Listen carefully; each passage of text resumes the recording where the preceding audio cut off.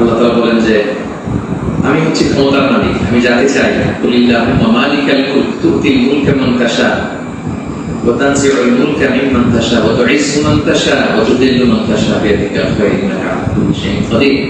আল্লাহ তাআলা হচ্ছেন ক্ষমতার মালিক, যাকে চান ক্ষমতার চেয়ারে বসান, যাকে চান সেখানে টেনে হিঁচড়ে ক্ষমতার চেয়ার থেকে তিনি নামান। তিনি যাকে চান সম্মান দেন, যাকে চান তিনি অপদস্থ করেন, লাঞ্ছিত করেন। তার জলজান্ত প্রমাণ আমরা গতকাল কিন্তু দেখেছি। এবং তিনি হচ্ছেন ফাআলুল লিমা ইউরিদ, তিনি যখন যা চান তাই করতে পারেন। এর জন্য তাকে কারো কাছে জবাবদিহি করতে হয় না, রিপোর্টিং করতে হয় না। তিনি কোন ফায়াকুনের মালিক, তিনি হওয়া বলতে দেরি, করতে দেরি হয় না। তিনি পাহাড়কে দরিয়া করেন, দরিয়াকে পাহাড় করেন। তিনি সম্মানিতকে অপদস্থ করেন। তিনি সমাজের লাঞ্ছিত অপমানিত লোকটাকে সম্মানের চেয়ারে বসিয়ে দিতে পারেন। তিনি হচ্ছেন আল্লাহ সুবহানাহু ওয়া তাআলা। মনে রাখতে হবে তিনি ক্ষমতার মালিক। আমরা যেন এটা ভুলে না যাই, ক্ষমতার চেয়ার পেলে আমরা যেন ভুলে না যাই যে আমি ক্ষণিকের জন্য এসেছি। সামনে যারা ইন্টারিম গভর্নমেন্টের লিড দিবেন, 3 মাস 6 মাস পরে জাতীয় ইলেকশনের পরে যখন আমাদের নতুন সরকার আসবে, তারা যখন ক্ষমতার চেয়ারে বসবেন, নিজেকে এই রিমাইন্ড যেন আমরা দিই যে আমরা যেদিন বিদায় নিব, যেদিন ক্ষমতায় থাকবো, সেদিন আমি আমাকে কেমন দেখতে চাই, সেই হিসাবটুকু করে যোগ বিয়োগ দিয়ে যেন আমরা ক্ষমতায় থাকাকালীন সময় আমাদের অ্যাক্টিভিটিস গুলো পরিচালনা করি। সো এই ইতিহাস থেকে আমরা বারবার শিক্ষা নিতে ভুল করি, হোঁচট খাই, আমরা যেন এটা না করি। আমি আমাদের জাতীয় নেতৃবৃন্দদেরকে বলবো, যারা আসন্ন নির্বাচনে নির্বাচিত হয়ে আসবেন, বাংলাদেশকে নেতৃত্ব দিবেন, নতুন প্রজন্মের বা পুরাতন অভিজ্ঞদের মধ্যে যারা মিলে সরকার গঠন হবে সামনে ইলেকশন শেষে, আপনারা মেহরবানি করে এই শিক্ষাটুকু আপনারা নিবেন। এবং বাংলাদেশে এটা তো আমরা দেখে এসেছি ছোটবেলা থেকেই, একদল ক্ষমতা চালিত অন্য দলের উপর কিভাবে আক্রমণ করে, যেদিন তারা ক্ষমতা থেকে যায়, আবার তারা ক্ষমতা আছে, তারা ক্ষমতা ছেড়ে অন্য বিরোধী দলের উপর আক্রমণ করে। এই রেশারেশি আক্রমণ আমরা চাই না, আমরা এর অবসান চাই। আমরা ইতিহাস থেকে শিক্ষা নিতে চাই। আমরা একটা সমৃদ্ধির বাংলাদেশ ঐক্যবদ্ধভাবে একসাথে হাতে হাত রেখে কাঁধে কাঁধ মিলিয়ে গড়ে তুলতে চাই। এটা হচ্ছে আমার 3 নম্বর রিমাইন্ডার। 4 নম্বর রিমাইন্ডার হচ্ছে, গতকাল আমরা দেখেছি যে স্বৈরাচারের পতনের ঘোষণার মধ্য দিয়ে বাংলাদেশ মানুষ আনন্দ উল্লাস করেছে, আমরা সত্যি আদায় করেছি, আমরা হাফ ছেড়ে বেঁচেছি, আমরা স্বস্তির নিঃশ্বাস ফেলেছি, আমরা নতুন করে একটা স্বাধীন বাংলাদেশ পাওয়ার একটা আকাঙ্ক্ষা আমাদের হৃদয়ে জেগেছে। শুনে সুখী, কিন্তু দুঃখের ব্যাপার হলো আমরা মাঝে মাঝে আবেগে অথবা লোকে এমন কিছু করে ফেলি যেটা আমাদের বিজয়কে, অ্যাচিভমেন্টকে প্রশ্নবিদ্ধ করে, এটা ন্যায্যতাকে প্রশ্নবিদ্ধ করে। গতকাল আমরা দেখেছি যে উল্লাসিত জনতা তারা জাতীয় সংসদ ভবনে ঢুকে পড়েছে, গণভবনে ঢুকে পড়েছে। সেখানে যে লুটপাট, চুরি, যা বলা যায়, এগুলো সব ধরনের কাজগুলো করেছে। এবং এগুলো কিন্তু লাইভ ব্রডকাস্ট হয়েছে, বিশ্বব্যাপী ছড়িয়েছে। আপনারা আসলে কি মেসেজ দিলেন? আমাদের দেশের ছাত্র জনতা কিছু, তারা কি লুটপাট করে? যারা ক্ষমতা ছেড়ে পালালো তারা তো এটাকে ইন্টারন্যাশনালি প্রোপাগান্ডা বানাবে যে দেখুন কিরকম লুটপাট, চুরি, আক্রমণ, এগুলোর মধ্যে দিয়ে তারা গণভবনকে দখল করছে। এটা তো তারা একটা ইস্যু বানাবে। সো এই ব্যাপারটাকে আমি খুবই অপছন্দ করেছি, খুবই খুবই। আমি বলবো না যে শিক্ষিত ছাত্র জনতা এমন করেছে, যেহেতু উল্লাসিত জনতা সেখানে ঢুকে পড়েছিল। এখানে ভালো মানুষ ছিল, খারাপ মানুষ ছিল, ছিচকে চোর ছিল, টোকাই ছিল, তারা এগুলো করেছে। কিন্তু আমি দেখে অবাক হয়েছি, মাঝে মাঝে অনেক ভালো ফ্যামিলির ছেলে পেলে অথবা নামাজি দেখে প্র্যাকটিসিং মনে হয়, তারাও এরকম ছবি দিয়েছে। কেউ গণভবনের বালিশ, কেউ চেয়ার, কেউ টেবিল, কেউ পাঙ্গাস মাছ,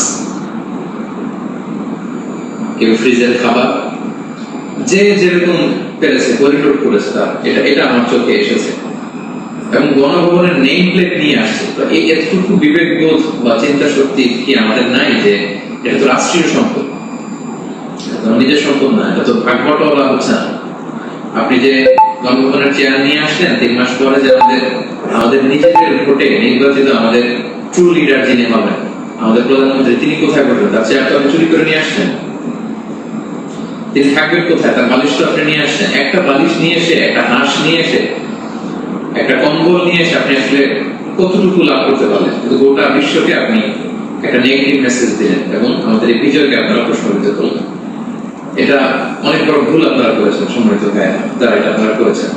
আমরা পৃথিবীর বিভিন্ন জাতি গোষ্ঠীর মধ্যে থেকে তাদের অনেক ভালো গুণ দেখি, এগুলোকে আমরা নিতে পারি না। মানুষ তো নিজেদেরকে ভালো জিনিস দেখে দেখে সেগুলো অ্যাডপ্ট করে করে মানুষ নিজেকে সুন্দর করে পলিশ করে। আমরা জাপানিজদেরকে দেখছি তারা কত ভদ্র পরিচ্ছন্ন, অলিম্পিকে তারা খেলা দেখতে যে স্টেডিয়ামের মধ্যে দর্শকেরা যখন খাবারের প্যাকেট, চিপস, পানির বোতল, টিস্যু ফেলে দিয়েছিল, তারা অন্যান্য দর্শকদের মতো স্টেডিয়াম ছেড়ে চলে যায়। খেলা দেখা শেষে তারা নিজেরা সব ময়লাগুলো, গার্বেজগুলো পরিষ্কার করে তারপর ক্লিন করে সেই দর্শক গ্যালারি তারা ছেড়েছে। গোটা বিশ্বে তারা প্রশংসিত হয়েছে। তো এই যে তারা একটা মেসেজ দিল গোটা বিশ্ববাসীকে যে আমরা সিভিলাইজড, আমরা পরিচ্ছন্ন। আমরা আমাদের গতকালের বিজয় উদযাপন করতে যে কি এটা করতে পেরেছি? এই যে আমাদের মধ্যে অস্থিরতা, এই যে সাময়িক বেনিফিটের পর যে মানসিকতা, এইটা যদি আমরা করতে না পারি, এই গণবিপ্লবে গণঅভ্যুত্থানে নতুন সরকারের কিচ্ছু আসা যাবে না প্রিয় ভাইরা। মানে I'm telling you the truth, I'm telling you the reality, এটা আপনাদের মনে রাখতে হবে। বাস্তবতা হচ্ছে আমরা যেমন, আমাদের নেতারাও যেমন। আমরা গতকাল হরিলুট করেছি, আমাদের নেতারাও হরিলুট করেছে। আমরাও চুরি করেছি, তারাও চুরি করতে। আমরা আসলে সুযোগের অভাবে সব বাস্তবতা যেটা, কথাগুলো এই মুহূর্তে বিজয়ের মুহূর্তে তিক্ত হলেও আমাকে ইসলামিক পয়েন্ট অফ ভিউ থেকে এই রিমাইন্ডার গুলো আমাকে বলতে হচ্ছে। আমি সরি ফর দ্যাট। তারা পদ্মা সেতুতে দুর্নীতির সুযোগ পেয়েছে, ওইটা ওই লোক তারা দেশের মেগা প্রজেক্ট করেছে। আপনি ছোট্ট জিনিস লুট করার সুযোগ পেয়েছেন, ওইটা করেছেন, কোনো পার্থক্য নাই। তারা করেছে বড় বড় হরিলুট, আপনারা করেছেন ছোট ছোট চুরি। এই তো পার্থক্য আমাদের এতটুকু। এই জিনিসটা আমাদেরকে বুঝতে হবে যে এগুলো রাষ্ট্রীয় সম্পদ। সেখান থেকে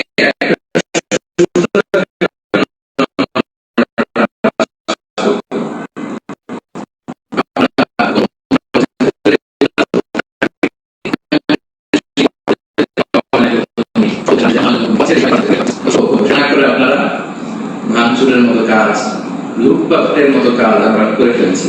আমি বলবো না যে সবাই বুঝে করেছেন, অনেকে রাগ থেকে, ক্ষোভ থেকে, ঘৃণা থেকে এটা করেছেন, কিন্তু কাজটা ভুল করেছেন। প্রথম যেটা করতে হবে, আপনাদেরকে আল্লাহর কাছে ক্ষমা চাইতে হবে। আল্লাহর কাছে ক্ষমা চান। দ্বিতীয়ত এগুলো ফেরত দিয়ে আসতে হবে প্রিয় ভাই। আমাদের ছাত্র বন্ধুরা এগুলো কালেকশন করছে এবং ছাত্র ভাইদেরকে আমি বলবো যারা এগুলো আবার রিটার্ন দিতে আসবে তাদেরকে যেন আমরা ব্লেম না করি, পড়াশোনা না করি। তারা তাদের রিয়েলাইজেশন থেকে নিয়ে আসছে, এগুলো তারা রিসিভ করুন। কারণ এগুলো রাষ্ট্রীয় সম্পদ। নতুন গভর্নমেন্ট আসলে আবার নতুন করে রাষ্ট্রীয় অর্থ ব্যয় করে এগুলো আমাদেরকে আবার মেরামত করতে হবে, ঠিক করতে হবে সময়ের সঙ্গে। এবং একজন মুমিন এই কাজ কখনো করতে পারে না। একজন বিশ্বাসীর সাথে এই ধরনের মাইন্ডসেট, অ্যাটিটিউড যায় না প্রিয় ভাই এবং বোনেরা। ছোট একটা হাদিস বলে পয়েন্ট আমি শেষ করছি। খায়বারের যুদ্ধ থেকে রাসূল সাল্লাল্লাহু আলাইহি ওয়াসাল্লাম সাহাবাদেরকে নিয়ে ফিরছিলেন বিজয়ী হয়ে। আপনাদের মনে থাকবার কথা, ইহুদিদের বিরুদ্ধে এই যুদ্ধ হয়েছিল, 7ম হিজরির ঘটনা। ফেরার পথে রাসূল সাল্লাল্লাহু আলাইহি ওয়াসাল্লাম একদিন খাদেম রাসূল সাল্লাল্লাহু আলাইহি ওয়াসাল্লাম কোটের হাওদাস ঠিক করছিল, এমন সময় একটা বিক্ষিপ্ত তীর এসে তার গায়ে লেগে সে সেখানে মারা যায়। সাহাবারা তার জন্য দোয়া করলো। তারা বলল কি খুশ নসিব তার, যুদ্ধ থেকে ফিরে আসার পথে মুজাহিদ শহীদ হয়েছে, জান্নাতের নীল পাখি হয়ে সে ঘুরবে। রাসূল সাল্লাল্লাহু আলাইহি ওয়াসাল্লাম বললেন না, তোমরা এই মন্তব্য করো না, তোমরা জানো না আমার এই দাস সে সুযোগ পেয়ে রাষ্ট্রীয় সম্পদের অর্থাৎ গনিমতের যেটা পেয়েছিল ভাগ বটোয়ারার আগে সে লোকচক্ষুর আড়ালে একটি চাদর চুরি করেছিল এবং এই জাহান্নামের এই চাদর তার গা পেঁচিয়ে তার শরীরকে জ্বালিয়ে ফেলবে, তাকে দগ্ধ করবে। আল্লাহু আকবার। অনেক লম্বা কথা, আমি সংক্ষেপে শেষ করে দিচ্ছি। সময়টা যদি আপনি খেয়াল করে দেখুন, একজন সাহাবী, বিশ্বনবীর সার্ভেন্ট, সে রাষ্ট্রীয় এই সামান্য একটা চাদর চুরি করার কারণে রাসূল বললেন শাহাদাত তো দূরের কথা, এই চাদরটাকে অগ্নিদগ্ধ করবে। তো আপনার কি ভয় হয় না? আপনি যে গণভবন থেকে বালিশ নিয়ে আসলেন, চাদর নিয়ে আসলেন, ওখানকার টিভি নিয়ে আসলেন, ওখানকার জিনিসপত্র যে আপনি কাঁধে করে নিয়ে আসেন, ফুলের টব, এটা সেটা ভেঙে যে নিয়ে আসেন, এগুলো যে আগুনের লেলিহান শিখা হয়ে আপনাকে জ্বালাবে, আপনার কি ভয় হয় না? এই মাইন্ডসেটে যদি আমরা থাকি, কোন ভালো নেতাই আমাদের কিছু করতে পারবে না। 18 কোটি জনগণের এই হাইলি পপুলেটেড দেশে কেউ এসে কিছু করে দিয়ে যেতে পারবে না যদি আমরা নিজেরা না শুধরাই। আমরা এটা ভুল করেছি, আমরা অনুতপ্ত হব, অনুশোচিত হব। যারা